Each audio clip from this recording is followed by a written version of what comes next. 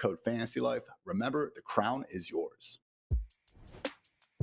All right, Dwayne, it has been, draft starting position week. We've done early, we've done middle, and here we are at late. So, first of all, Dwayne, how do you feel when you get a draft pick between 109 and 112? Because personally, I don't feel great.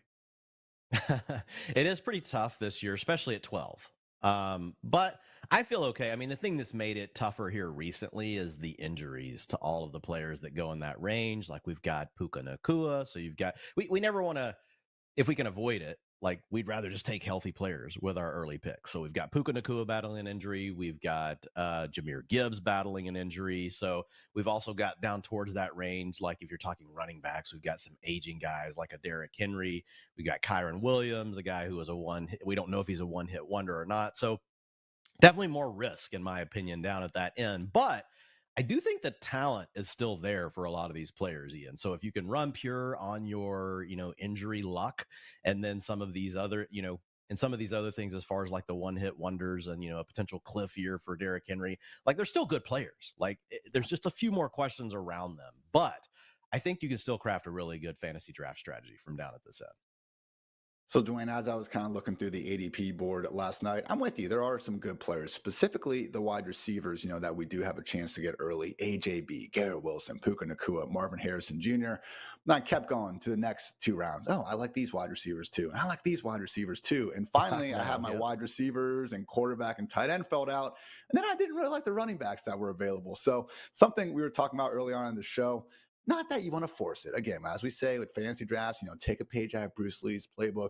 Be like water. You don't want to go into any draft with this predetermined strategy. But what are your thoughts, Dwayne, on, again, taking a running back in the tiebreaker with the wide receivers early, even if it's just one, because it does seem like the more you want to go true zero RB, in these home leagues, there are late round wide receivers you can maybe get access to that we're just simply not used to seeing in more of the higher stakes or best ball formats.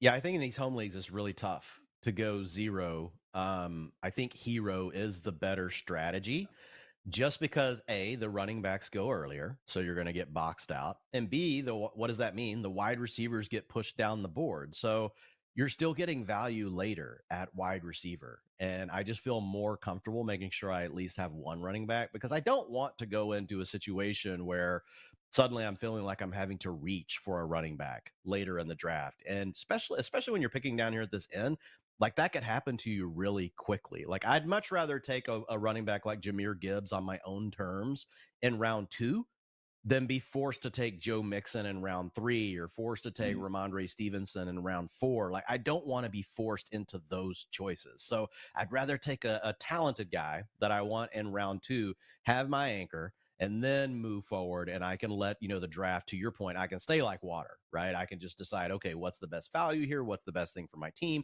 What's everyone else doing? What are they leaving for me? All of those sort of things. But I think the main thing that you and I probably both noticed working through this, like the wide receivers, like I actually feel you can build a wide receiver superpower from down here later. I'm not saying not to take wide receivers early, but there's a lot of really good value on this end of the board as you get into the draft. And you guys know your leagues if you are in a sharper situation where you don't think Malik Neighbors is going to last outside the top 60 picks. Maybe you do adjust and go a bit wide receiver heavy early. But yeah, as Dwayne and I are about to get into, certainly some wild value at that position. So, Dwayne, let's get into it. Round 1 and 2 strategy.